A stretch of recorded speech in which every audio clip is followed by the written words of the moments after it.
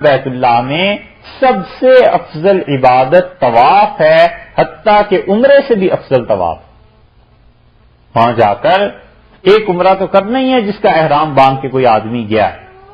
اور اس کے بعد وہ کہتے ہیں مسلسل طواف کرے، یہ زیادہ افضل ہے بجائے اس کے کہ مسلسل عمرے کرے۔ اور عمرے کے لیے لوگوں کو اتنی پڑی ہوئی ہوتی ہے کہ وہ دن جن دنوں میں عمرہ کرنا مکروہ ہے ان دنوں میں بھی عمرہ کرتے ہیں۔ 12 ذی الحج کو حج مکمل ہو گیا نا، 13 کی رمی ابھی باقی ہے، تو اس دن بھی اس کے بعد بھی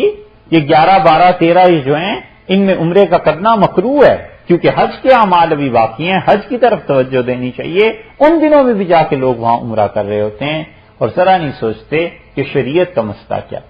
اس لیے طواف کا کرنا سب سے افضل ہے، طواف میں عمرے سے بھی زیادہ ثواب ہے، اور اللہ نے مہربانی کی ہے، اور اس میں دیکھو محنت بھی کم ہے، وقت بھی کم لگتا ہے، جتنے مرضی کرتا رہے، سارا دن گھومتا رہے، اللہ تعالیٰ توفیق دے۔ تو اس لیے عمرہ 1 2 کر لے بس، باقی طواف